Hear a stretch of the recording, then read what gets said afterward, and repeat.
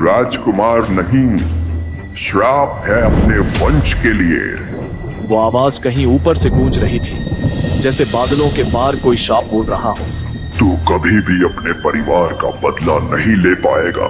तू सिर्फ किस्मत का मजाक बनेगा। नवांगन राज्य की राख में अकेला खड़ा था राजकुमार क्षितिज। उसकी आंखों के सामने उसका घर जल रहा था। सामने आ! कौन है तू? क्षितिज की दहाड़ बिजली की तरह फटी। उसने तलवार निकाली, आसमान की ओर इशारा किया। तेरी तलवार, तेरी शक्ति, आवाज फुसफुसाई। सब राख हो चुके हैं। क्षितिज घुटनों के बल गिर पड़ा। चारों ओर बस धुआं। तभी एक झटके से उसकी आंख खुली। वह किसी छोटी सी झोपड़ी में था। मैं कहां हूं और ये सपना? ये क्या? तभी बाहर से आवाज आई। छोटे। दरवाजा धड़ाम से खुला। अमृता, क्षितिज की सबसे बड़ी बहन, दौड़ती हुई आई। तुम जग गए। तुम 1 साल से सो रहे थे। क्षितिज ठिठक गया। 1 साल? दीदी, पिताजी कैसे हैं? हमारी बहनें, जीजा जी, वो सब कहाँ हैं? अमृता की आंखों में आंसू भर आए। कुछ नहीं बचा क्षितिज, कुछ भी नहीं। पिताजी, हमारी बहनें और हमारा पूरा नवांगन साम्राज्य जलकर खाक हो चुका है। क्षितिज की आंखों में दर्द के आंसू उमड़े, फिर वही आंसू गुस्से से लाल हो गए। मेरी आंखों के सामने उन अग्नि ड्रैगनों ने हमारा साम्राज्य जला डाला। उन अग्नि ड्रैगनों को नहीं छोड़ूंगा। अमृता ने जवाब दिया। अग्नि ड्रैगन हमारे दुश्मन नहीं है। हमारा दुश्मन वो है जिसने उन्हीं ड्रैगनों से हमारे साम्राज्य पर हमला करवाया। क्षितिज का उबलता क्रोध धीरे धीरे बैठा।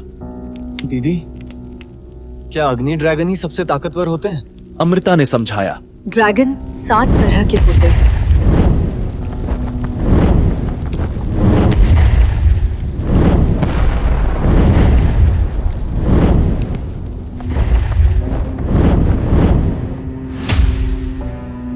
हर एक की अलग शक्ति और तत्व।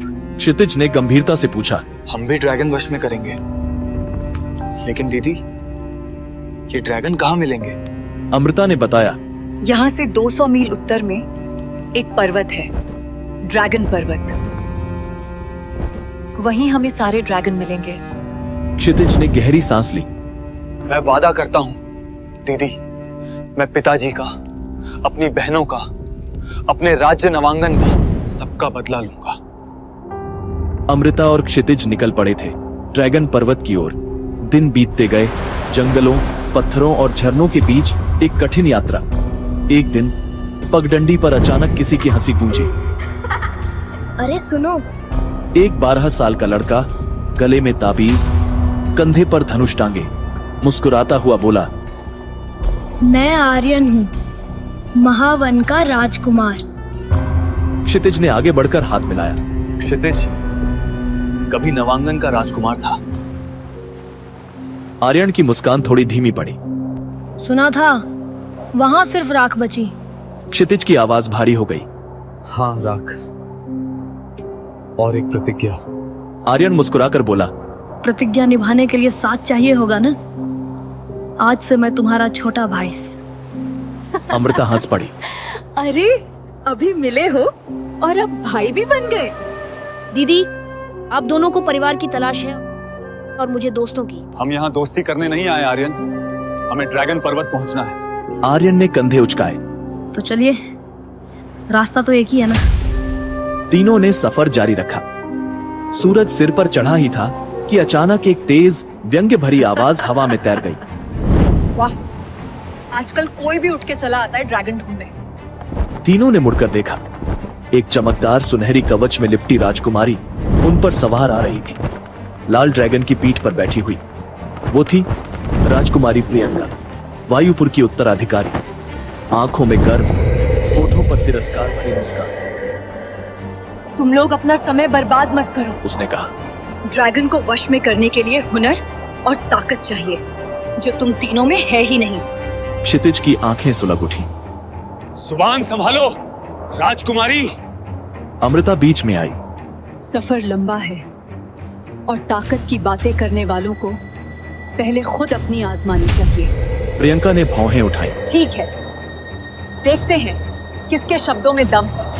तीनों ने एक दूसरे की ओर देखा और बिना कुछ कहे कदम बढ़ा दिए ड्रैगन पर्वत की ओर। सप्ताहों की यात्रा के बाद अंततः उनके सामने वह पर्वत था, अग्नि ड्रैगन पर्वत। आसमान में लाल, नीले, हरे, सुनहरे ड्रैगन उड़ रहे थे।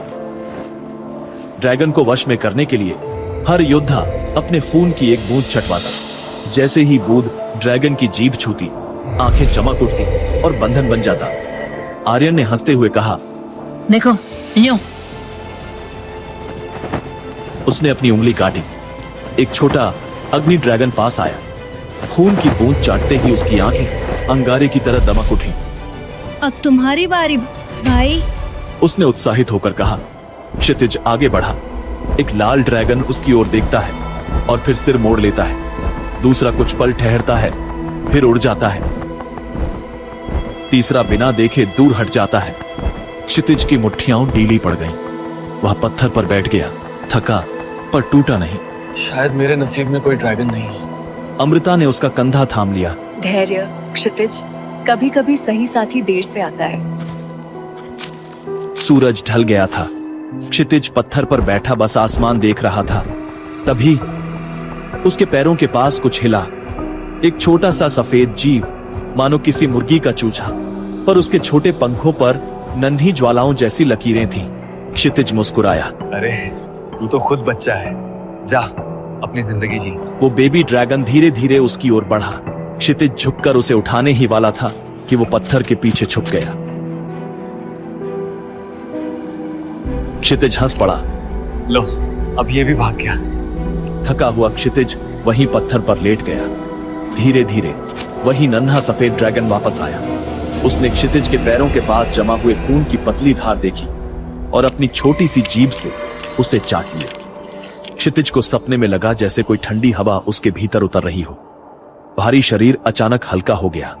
उसी समय अमृता वहां पहुंची। क्षितिज! अमृता चीख पड़ी। क्षितिज चौंक कर उठ बैठा। क्या हुआ दीदी? अमृता का चेहरा पीला था, आंखों में भय।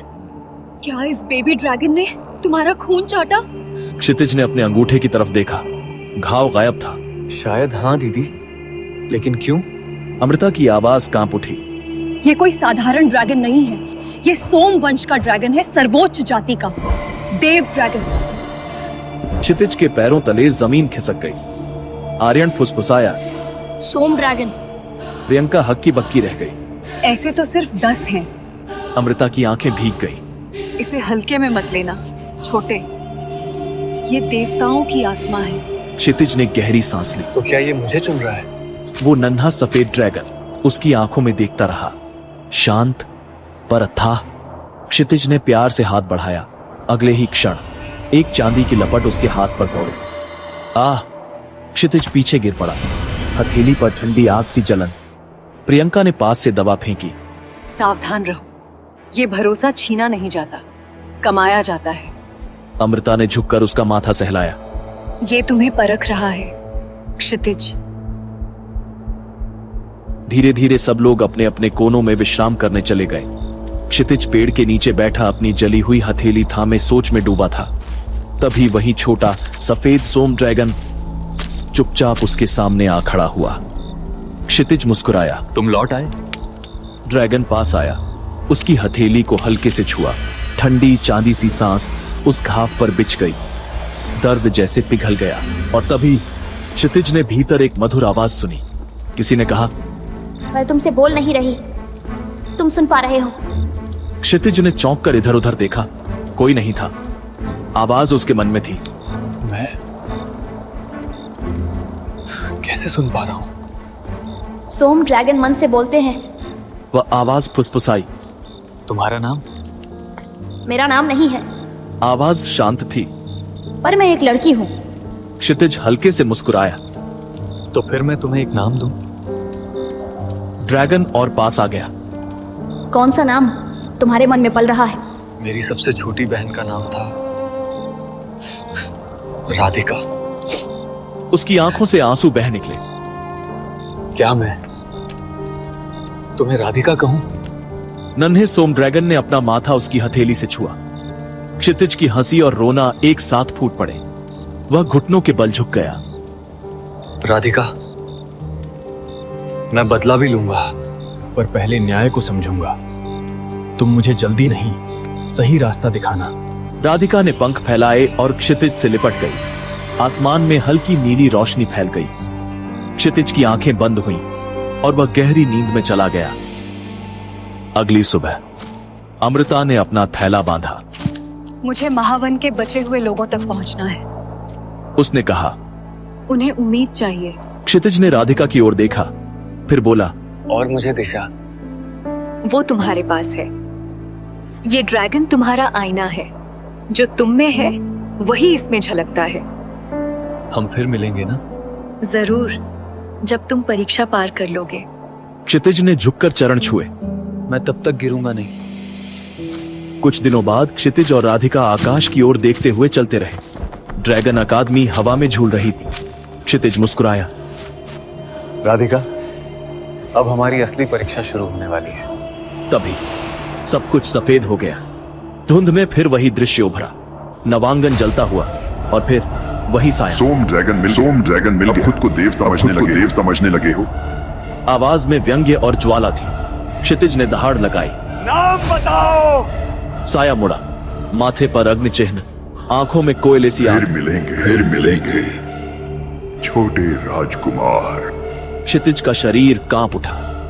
उसकी छाती पर एक सफेद चिन्ह उभरा, आधा अक्षर जो चमक कर मिट गया। ये क्या है? क्षितिज ने आंखें खोली। वह अकादमी के बीच खड़ा था। सैकड़ों निगाहें उस पर थी। आर्यन दौड़ता हुआ आया। क्या हुआ भाई? प्रियंका ने चिंतित होकर पूछा। किसे देखा तुमने? क्षितिज की आवाज धीमी थी, पर आंखों में ज्वाला थी। उसे, जिसने सब जलाया। अब बस एक नाम बाकी है।